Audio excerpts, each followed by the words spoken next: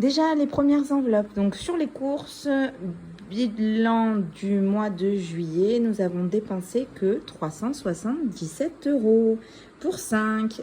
Donc, dans mon enveloppe course, je mets tout. Entretien, hygiène, alimentation. C'était vraiment mon défi du mois. Donc, je suis super contente de l'avoir réussi. C'est pas quelque chose qui est possible tous les mois, hein. Je veux vraiment que ça soit clair là-dessus. Ça a vraiment été possible parce qu'on a fait les fonds de placard, vider absolument tout ce qu'on avait en réserve. Et donc, ça nous a permis de faire un tout petit mois et donc de faire des économies. Sur les achats sortis, on a un budget de 100 €, ce qui fait qu'on a réussi à sauver 20 €. Dans le budget resto, eh ben là, vous voyez, hein, 270. On avait même prévu 20 € de plus que d'habitude parce qu'on avait une sortie prévue. Et les 270 € sont partis. Pour les enveloppes bébés, l'enveloppe vêtements, l'enveloppe beauté, l'enveloppe des filles, le gaz et la maison, c'est dans des enveloppes que je laisse pleines. Donc, c'est-à-dire même si j'ai encore de l'argent à la fin du mois, je continue à la remplir, mais ne la vide pas chaque mois. Comme ça, je peux faire des projets un peu plus grands. Par exemple, les vêtements, ça va me permettre d'avoir de l'argent pour changer les vêtements à la rentrée pour les filles. La maison, évidemment, vous avez des petits frais pour la maison, mais vous avez aussi des grosses envies. Hein, je sais pas, changer le canapé, par exemple. Donc, au fur et à mesure, ça se remplit. Ensuite, j'ai des enveloppes qui sont des enveloppes virtuelles. C'est le cas de l'enveloppe soins, de l'enveloppe voiture et de l'enveloppe d'hiver qui sont sur le compte. Ensuite, nous avons l'enveloppe bébé. Et dans l'enveloppe bébé, il nous reste encore 50 €. En général, je la laisse, mais ce mois-ci, je vais la récupérer. Parce que je me suis rendu compte que 100 € dans l'enveloppe bébé, c'était largement suffisant. Je n'ai pas besoin d'avoir de réserve supplémentaire, donc ces 50 € là sont économisés et vont dans mes économies du mois. L'enveloppe beauté, comme je vous disais, pour l'enveloppe vêtements, reste pleine pour les mois suivants. Comme ça me permet par exemple d'aller chez le coiffeur sans sortir de l'argent et je la re-remplis au fur et à mesure. L'enveloppe cadeau, c'est pareil, elle reste pleine. Donc, ça ne rentre pas dans mes économies. L'enveloppe entretien voiture également. Et l'enveloppe rentrée scolaire aussi. Pareil pour l'enveloppe cartouche.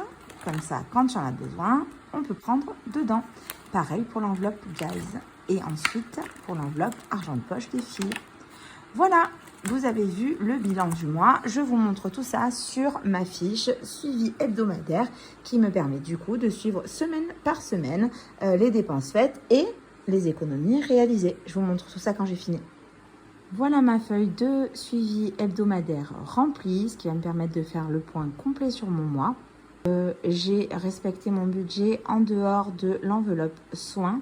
J'ai eu pas mal de frais pharmacie, donc ça c'est à noter dans mon bilan qu'il faudra le mois prochain que j'augmente un peu mon enveloppe soins, même si grâce à l'enveloppe d'hiver j'ai maintenu mon budget, puisque mon enveloppe d'hiver normalement c'est les imprévus, elle était à 250 € et on est très très large, j'ai 141,72 € de dépensés sur l'enveloppe d'hiver, ce qui va compenser les 40 € qui me manquent, 42,33 € exactement, qui me manquent sur l'enveloppe soins. Ça, c'est hyper important d'avoir une enveloppe d'hiver en fait qui vous permet un peu de gérer les imprévus.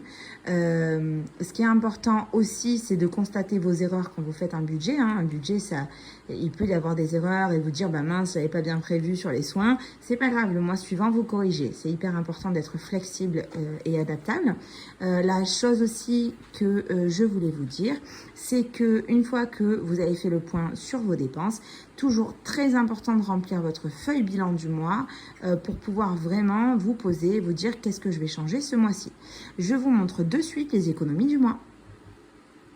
Pour les économies du mois, voilà ce que j'ai économisé dans mes enveloppes. Donc au total 290 €. Grâce majoritairement à l'enveloppe course que je n'ai pas beaucoup touché ce mois-ci. Donc ça vaut vraiment le coup de faire les fonds de placard. Plus 80 € ici dans mes défis, donc 5 €, 52 semaines, fériés et la monnaie, et 160 € d'épargne. du coup, qui sont partis en début de mois. Voilà pour le bilan de ce mois de juillet et on va partir tout de suite pour la prévision pour le mois d'août en commençant par écrire le bilan du mois de juillet sur la feuille bilan. Je vous montre ça de suite. Lorsque je clôture mon mois, je commence par mettre au propre le budget mensuel réel, c'est-à-dire mes dépenses véritables réalisées sur le mois de juillet. Grâce à la feuille de suivi hebdomadaire que je vous ai montré tout à l'heure, je sais exactement combien j'ai dépensé et donc du coup, je peux remplir ça pour garder une trace. Ensuite, la feuille de bilan sur laquelle je note tout ce qui a été, tout ce qui n'a pas été et tout surtout ce que je dois modifier pour le mois suivant. Je vais donc la remplir de ce pas pour vous montrer ce que j'ai marqué pour le mois de juillet. Voilà pour le bilan du mois de juillet rempli. Donc, je note toujours un peu une appréciation générale sur le bilan du mois, très positif, les économies réalisées. Les points positifs pour lesquels je peux être fière de moi et de nous ce mois-ci, le budget court, ce respect du budget, pas de frais excessifs pendant les soldes. Ça, c'était un gros défi aussi, de ne pas dépenser pendant les soldes. Soldes avec un S, c'est encore mieux. Et ce que je dois modifier, toujours attention au resto, c'est notre petit péché mignon, nous les restos, donc il faut faire attention. Augmenter l'enveloppe soins pour le mois suivant et créer une enveloppe changement de frigo, parce qu'on pense du coup donner notre frigo à mon papa et du coup, on va devoir changer le nôtre. Petite note ici, moi c'est les trucs vraiment importants à reporter pour le mois suivant. À partir de fin août, on va partir sur Disney, donc il faudra faire attention à notre budget voyage et revenir un peu là-dessus pour tout prévoir. Voilà pour le bilan du mois. Maintenant, il est temps de noter les économies mensuelles réalisées. On est donc à 660 € d'épargne. On est à 290 € de projet, on est à 80 € et je vais vous dire ça de suite parce qu'il y a des petites virgules nettes, 61 de défi, ce qui fait au total, je ne vais pas vous le faire de tête, je calcule à côté, plus 290 plus 80 € 61, ce qui nous fait donc 1030,61 € d'économiser sur le mois de juillet. Voilà, toutes les feuilles que vous avez vues là, ce sont les feuilles qui sont dans les Poppins Planner, même le basique. Je vais donc marquer de ce pas, dans une couleur que j'aime beaucoup, qui se voit bien, que pour le mois de juillet, j'ai économisé 1030,61 € au total. Voilà pour le mois de juillet qui est clôturé complètement. Et maintenant, on passe à la préparation du mois d'août. Lorsque je commence mon mois, je commence toujours par le calendrier mensuel sur lequel je note le mois sur lequel je suis. Il est plastifié ce calendrier si vous le prenez sur la boutique. Si vous avez pris une version PDF, je vous conseille vraiment de le plastifier parce que en soi, même si c'est important, les dates, il n'y a pas vraiment de raison de garder en fait le calendrier mensuel après. Sauf si vraiment vous y notez tout, mais il n'est pas fait pour ça parce qu'il est vraiment trop petit pour tout noter. Donc sur ce calendrier mensuel, je note quoi? Je note les fériés, puisque le 15 août est un férié, je vais mettre 10 € dans mon budget, dans mon défi férié. Je note les anniversaires, en l'occurrence, vous voyez, sur le mois d'août, il y a le mien. En tout cas, les anniversaires qui vont imputer le budget à un moment donné, peut-être qu'on va les manger quelque part. Ensuite, je note toutes les charges fixes à la date à laquelle il doit arriver. Moi, mon mois, il commence le 25, il finit le 25, le jour de paye. Donc, c'est pour ça que moi, je vais du 25 au 25. Si vous, vous êtes payé le 1er, vous allez du 1er au 1er. Il y a également notre petit séjour à Disney qui est noté, puisque ça, c'est certain que ça va bouleverser le budget. Et enfin, je marque toujours les jours de bilan, puisque moi, je suis payée le 25. Le 25 tombe forcément pas toujours le même jour. Et chaque mois, les jours où je vais devoir faire le bilan de la semaine va changer. Donc, comme ça, je sais que c'est les lundis. Donc, moi, c'est à peu près toujours la même chose. Mes mois font toujours 4 semaines et 3 ou 4 jours. Donc, moi, je compte 4 semaines, en fait, la plupart du temps. Parce que ces 4 jours-là, j'essaye de les faire 4 jours, ouvre les guillemets, blancs. C'est-à-dire que j'essaye de les compter dans la même semaine que la 4e semaine. Mais après, vous pouvez faire une 5e semaine. Il y a beaucoup de monde qui fait ça. Mais du coup, si vous fonctionnez à la semaine, ça vous oblige à faire du coup 5 semaines dans votre budget mensuel. Voilà par quoi je commence. Voilà le moment de remplir le budget prévisionnel pour le mois d'août. Alors, comment je fais? Je me sers déjà du budget prévisionnel, réel du mois de juillet et du bilan que j'ai fait du mois précédent pour savoir où est-ce que je dois changer les choses. Sur les épargnes, il ne va pas y avoir énormément de changements. Il y a Noël, donc on continue l'épargne. On est à Noël, pour Noël encore un peu juste au niveau de notre budget, donc on continue. Pareil pour les vacances. Ensuite, nous avons le mariage. Nous avons les frais dentaires d'Elena. Nous avons l'entretien de la voiture. Ça vous rappelez, j'avais décidé de faire une nouvelle épargne parce que j'avais été hyper surprise par le prix que m'avait coûté la révision de la Seat, et la révision de la Dacia arrive bientôt. Ensuite, encore et toujours le fonds d'urgence. Tant que je ne suis pas à 1 500 €, je remplis mon fonds d'urgence. C'est ma priorité. Si jamais j'avais pas assez d'argent pour remplir, évidemment, toutes celles-là disparaîtraient au profit du fonds d'urgence qui est toujours la priorité. Pourquoi je ne marque pas les recettes tout de suite? Parce que nous fonctionnons en couple. Nous recevons nos salaires chacun sur nos comptes et nous mettons une somme définie dans le budget commun. Ce qui nous permet, donc le reste, d'être un budget entre guillemets perso. Vous pourrez voir le post que j'ai fait sur le fonctionnement en couple. C'était déjà il y a un petit moment, mais je vous invite à regarder, à remonter le feed pour voir que vous pouvez fonctionner de plein de manières différentes. Ça, c'est notre manière de fonctionner.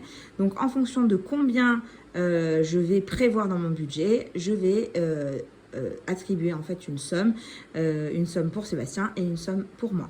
À l'heure actuelle, nous participons à 50-50 sur le budget commun parce que nous avons des revenus similaires. Si il s'avérait, et là c'est ce qui va être un peu le cas, qu'il y en ait un des deux qui ait un revenu moindre, et ben, on réfléchirait à savoir si on le fait au prorata ou pas.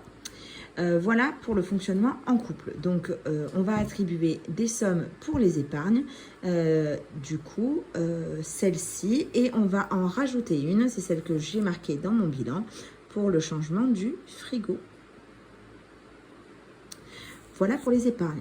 Pour les montants, voilà ce que j'ai l'intention d'attribuer pour le mois d'août, pour les différentes épargnes, ce qui arrive à un total de 700 € d'épargne pour ce mois-ci.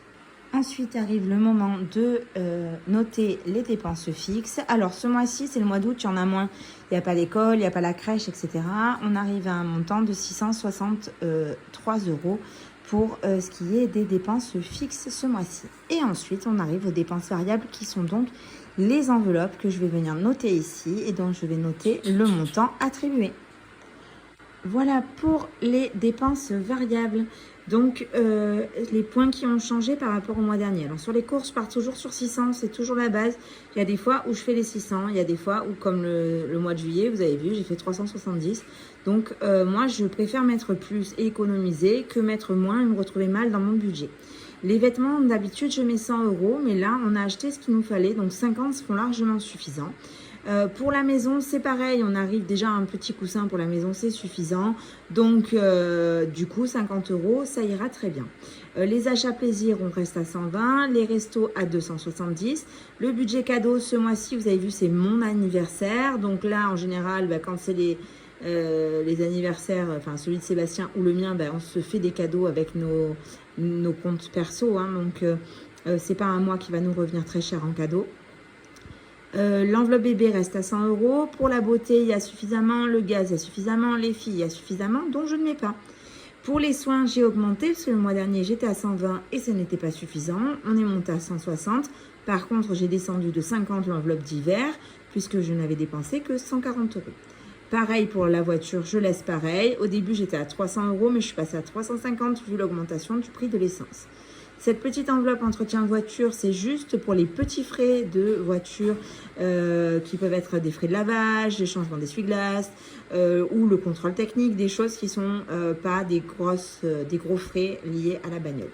La rentrée scolaire, je continue à mettre mes 100 €, même si j'ai fait les courses de rentrée pour les filles. Il reste encore beaucoup de choses, hein. Il y a toujours les sorties scolaires, il y a les photos, il y a les vêtements, il y a les chaussures à changer. Donc ça, l'enveloppe rentrée scolaire, je la continue encore ce mois-ci. Cartouche, je ne mets pas puisqu'on a l'argent pour une cartouche, enfin pour des cartouches d'avance pour l'imprimante. Et nous avons les 10 € du férié du 15 août. Voilà pour mes différentes catégories. Je vous fais le total tout de suite et vous explique comment je vais faire pour organiser mon mois. Une fois que j'ai prévu toutes mes catégories et mes charges, mes dépenses fixes, ainsi que les épargnes que j'ai prévu de remplir, ça me permet de savoir combien il faut que je mette sur le compte commun, qui vont donc être les 3 enveloppes virtuelles et les charges fixes, combien on va devoir retirer en liquide et combien il va falloir mettre sur notre compte CSL en épargne. Ensuite, nous recevons quand même, donc dans les recettes, nous recevons la CAF, et la pension pour ma fille. Donc la CAF, elle est de 480 €. La pension est de 200 €. Donc ça, c'est à soustraire du coup de ce dont on a besoin sur le compte commun. Et du coup, je vais pouvoir savoir combien on va mettre, Sébastien et moi, ce mois-ci dans les entrées. C'est l'occasion pour moi du coup de vous expliquer ce que c'est que le budget base 0, c'est-à-dire que moi je calcule combien Sébastien et moi nous allons mettre de manière à ce que une fois tout sorti du compte et toutes nos enveloppes dépensées, il reste 0. Donc nous avons pour les recettes 3 460 € qui vont rentrer, nous avons 700 € d'épargne qui vont sortir, nous avons 663 € qui vont partir dans les charges fixes. Nous avons 2090 € dans les catégories des enveloppes, ce qui va nous permettre à la fin, du coup, normalement de notre mois d'août, d'avoir 7 € si on ne fait pas d'économie sur le compte ou dans nos enveloppes. Du coup, c'est ça, hein, c'est à peu près 0, donc 7 €, hein, on est d'accord, j'ai arrondi au supérieur pour éviter d'avoir des virgules. On aura du coup un budget qui est totalement cadré. Rappelez-vous bien que le but, ce n'est pas d'abord de faire des économies, mais d'arriver à un budget qui est équilibré et qui tient sur la longueur. Si vous ne faites pas des économies, mais que vous ne faites pas de découvert, c'est déjà une victoire en soi. Voilà pour la prévision du mois d'août et je vous retrouve du coup dans la semaine pour le remplissage des enveloppes. Je pense qu'on ira retirer demain dès que la paye de ce soir sera tombée. Évidemment, j'ai oublié de vous dire quelque chose. Lorsque je vais faire le remplissage, je vais aussi remplir la fiche objectif du mois, indispensable. Et si vous avez du mal à remplir vos objectifs, je vous renvoie à la publication que j'avais faite sur la méthode SMART qui vous permet du coup d'avoir des objectifs atteignables et quantifiables et qui vous permettra de suivre votre budget à la lettre. Voilà, et ben j'espère que cette vidéo vous aura plu. Pour tout ce qui est documents, vous le retrouverez sur ma boutique sur le www.thepopinsbag.com. Je vous invite à aller y jeter un coup d'œil. Si vous n'êtes pas abonné, faites-le. Et puis je vous retrouve bientôt pour une nouvelle vidéo.